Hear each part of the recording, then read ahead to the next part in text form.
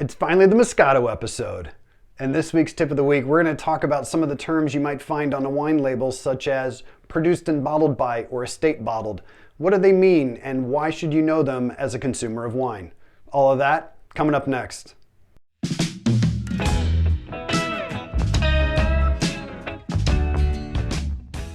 Hello and welcome to Wine This Week with Scott Leek. We're finally on the Moscato episode, and the reason for a little confusion why I haven't done it sooner is because technically the grape is Muscat Blanc.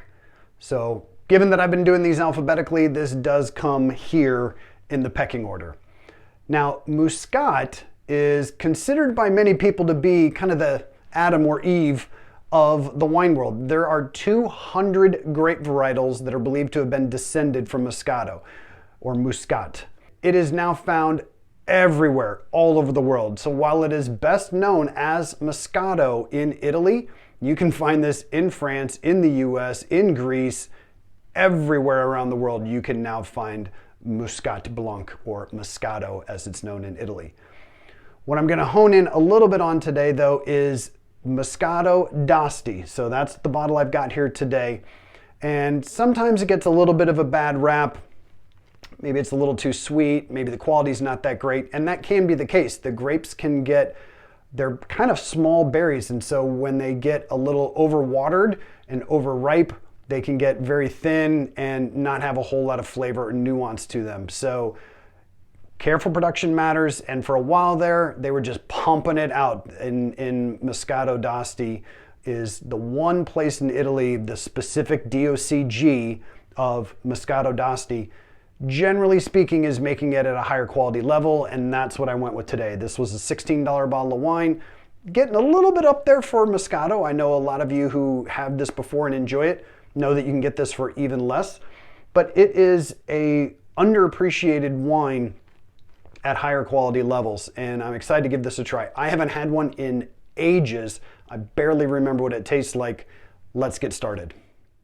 Today's wine is the Saracco Moscato d'Asti DOCG from 2020. Did you hear that? I hope that came through. There's a little pop. And one of the things about Moscato d'Asti, not to be confused with Asti spumante, which tends to be made with the same grape, but this is made in a very similar method as Prosecco. This is going to be, as the Italians say, frizzante. So see if I can get a little cool effect. Oh yeah, look at the fizz, baby. Look at that. That's so fun. So a couple other little interesting things about Moscato. Wow. Okay. This is a 6% alcohol wine. So Moscato by law in Italy, in Asti, very low alcohol. They stop fermentation pretty early. There's going to be a fair amount of residual sugar. These are sweet wines. Some people would call them a good aperitif. Some people say they're a great dessert wine. Some people call them a great gateway wine for people who don't like wine in the first place. If you're someone who just likes drinking margaritas, this might be kind of your gateway into wine. These can be outstanding wines though. Even if you are a wine snob, if you're someone like me, these are worth seeking out and giving them a try, because I think they've got this reputation that isn't quite deserved. And for those who are in the know, these can be really fun wines. Oh my goodness, that's a fun nose. All right, so obviously we've got a lot of fizz. This is made in the same method, like I said, as Prosecco, and known as the Charmant method. So it's made in tanks. And what's interesting, particularly about this producer, is that they store these in tanks at -3 degrees Celsius, so slightly below the freezing temperature of water, and they can keep them there almost indefinitely until they're ready to meet demand, and they'll go out and drain some out of the tank and bottle it, and you've got fresh Moscato d'Asti. That being said, this is a 2020. Generally speaking, I wouldn't recommend buying one more than 1 year, maybe at max 2 years after harvest. Oh, all right, so I talked about the fizz. I'm so excited about this episode. Okay, color, the fizz is kind of interfering with my ability to see the color here, but it's a nice It's kind of a straw color. It's fairly pale, but it's pretty. It's got a nice, just nice visuals, but oh my goodness, this nose. Oh, so it does smell like honeysuckle, and there is sweetness there. Lot of like dried apricot flavors coming through, or aromas. Mandarin oranges, maybe a little bit of lemon. Definitely some blossoms and floral. I'm getting pear as well. I mean, there's so much to this. And that's why, like, I really encourage people to go out and try this if you haven't had it in a while, or if you had a bad one. Man, there's a lot going on this nose. Whoo! All right, let's give it a taste. My grandfather used to have apricot juice in his house, like the little tiny cans that were, I don't know, 4 or 6 ounces, whatever they were. And man, those were so sweet, but I loved that flavor. That's the first thing I thought of when I sipped this, was that apricot juice. It is sweet. This is not a dry wine. For those of you who love dry wines, love acidic wines, you know, certainly branch out and try something different. But this is not dry and this is not acidic. And that's one of the knocks on Moscato, is that while you have to drink it fairly young, it doesn't have the acidity that is going to help it hold up and be age-worthy in many ways. So kind of need to drink it fairly soon because of that low acidity. But oh man, it's just delightful. This is great. So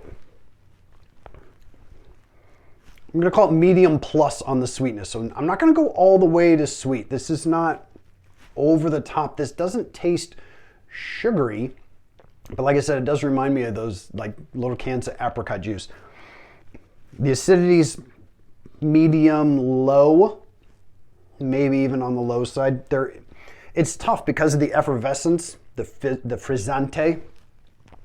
It's making me think I'm maybe feeling acidity. It's producing some similar sensations, but low acidity. And at 6%, obviously this is low alcohol. You're not really getting much perception of alcohol, but there is a little something there that tells you this isn't just grape juice. Very different from the cheap, like, sparkling grape juice you get for kids for Thanksgiving or whatever. This does have a little alcohol, but low alcohol for sure. The intensity on the nose is pronounced, to say the least. It is, what's the word? I'm trying to think of the adjective for, put an exclamation point on it, but exclamationatory. It is pronounced in the nose and really on the palate as well. I would say though that it's easier to detect all the different things I smelled than to taste them. Pear's coming through now. I get a little lemon there. There's some acidity. Not low on acidity. Low plus, medium minus, somewhere in there. So the pear's coming through now. The apricot for sure. There is a little, like, reminds me of a cutie. I don't know if those are technically, those are clementines, I think. Mandarin orange clementines, something in that category. And there is a little bit of a honeyed taste to it. Honeyed, not truly like pure honey, a honeyed taste. And oh, the mouthfeel on this is great. It's a little reminiscent of like a Sauterne or a port in terms of having some of that weight and viscosity, but obviously without the alcohol. This wine is so fun. I'm really enjoying this. And much like I did in last week's episode on Muscat, I am drinking this at cellar temperature. I did not chill this. I think this might be even more fun chilled, but it is great at 55 degrees. And again, it's really helping me get so much come out of this. Oh, this is great. Loving this wine. So, scoring wise, it's well balanced. This is a well-made wine. This is a third generation winemaker, and I'm going to talk for a minute here about the whole estate bottled and produced and bottled by, etc. This is an estate bottled wine. These people know what they're doing. They've been at this for a long time in Italy. great bottle of wine. So they've got the balance down, great balance on this. The intensity is certainly there, even more so on the nose than on the palate, but the intensity on the palate is great. I'm not really going to call it complex. It's fairly straightforward. There's a lot of different things going on. I'm getting a lot of different fruits and some of the floral and some of the honeyed coming through. I'm not going to call it complex though, but it's certainly not monolithic and it's not boring. Length on the finish is great too. I'm still getting a little of that honeyed apricot finish that I'm really enjoying. So I can't believe I'm going to say this. I'm scoring this 7.5 points. Who would have thought that I would love a Moscato d'Asti this much? This is a great wine. And what I really wish I had with this, so from a food pairing, you wouldn't necessarily want to have this with dinner. I suppose you could. This is a great aperitif. This is a great dessert wine for a fairly light dessert. Like I wouldn't have this with chocolate cake, but an almond cake, angel food cake with strawberries and just some other fresh fruits and a little whipped cream. This is supposed to go very well with gorgonzola cheese. Again, I'm not a huge cheese person, but the funkiness of that and the sweetness of this are supposed to be a great contrast. So those are a couple food and wine pairing ideas with Moscato d'Asti. Again, don't turn your nose up at this. These can be great wines. Look for the Moscato d'Asti. Don't just get plain old Moscato, but try a Muscat Blanc from France, from Greece, from the US. This is one of the noble grapes of Alsace. I mean, there are a lot of different versions of this besides Moscato as well. So seek out Muscat Blanc, or if you're going to get a Moscato, I'd recommend Moscato d'Asti. One of the reasons I picked today's bottle of wine at $16 was because of something I saw on the side that said estate bottled by Pablo Saracco. So I knew of all the Moscato d'Astis that I had to choose from that this one was completely produced by this winemaker. Estate bottled means they grew the grapes, they used their own facility to ferment and barrel age and then bottle the wine. They did all those steps themselves in-house at this one place. So if you see estate bottled, that is kind of the highest designation, if you will, that you'll find on a label to indicate the person whose name is on the label or the winery whose name is on the label, they did everything.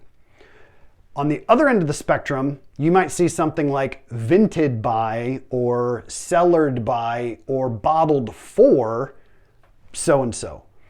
So here's a bottle of Kim Crawford Sauvignon Blanc. Everyone knows this. We've seen it. I've got it in the house. My wife likes it. I tolerate it. It says produced by Kim Crawford Wines. And then it says grapes and wine process, including bottling, accredited by SWNZ. Well, SWNZ stands for Sustainable Winemaking of New Zealand. So somebody just approved of the way they do it. It doesn't hide the fact, doesn't change the fact that at the end of the day, produced by Kim Crawford is really the only thing we know here. We don't know where the grapes came from. We don't know where it was bottled. Somebody at Kim Crawford just oversaw the process. All right, if you got two different Sauvignon Blancs to choose from, that might help you go one way or another. Now, when I was in Napa and Sonoma a couple weeks ago, I filmed my episode on Merlot out there, spent some time in Sonoma at one of my favorite places called Thumbprint Cellars. Small production, this particular bottle, 350 cases crafted. I spent some time talking to the winemaker himself, asking questions about his Merlot and some other things. And particularly when we were talking about the Merlot, I was asking where do the grapes come from, because it's a small boutique place, only making 350 cases. I know that winemaker doesn't actually own any vineyards, but he still produces fantastic wine. So on the back of his, it says, produced and bottled by Thumbprint Cellars.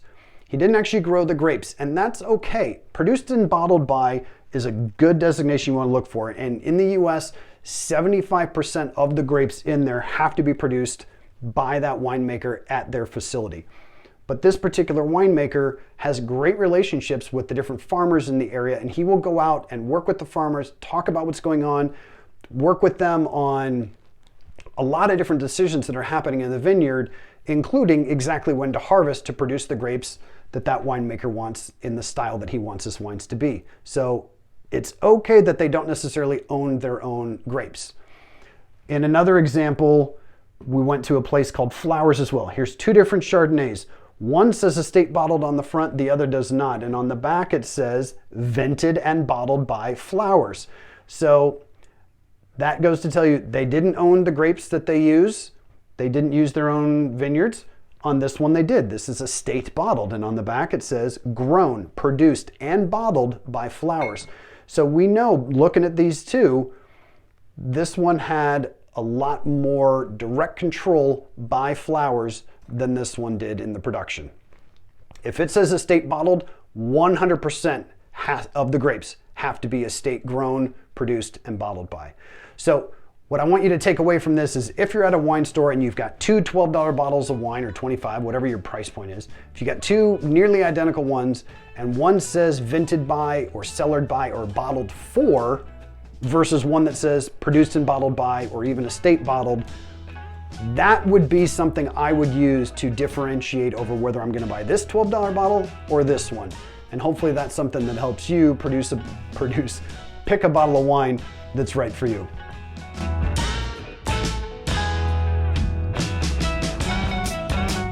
Thank you for watching another episode of Wine This Week. I hope you enjoyed it. This was a fun one for me. Man, what a great wine. Please join me next week as we move on to the ends, and starting with the varietal Nebbiolo, one of the amazing wines of Italy. Until then, keep trying new wines, and as always, cheers.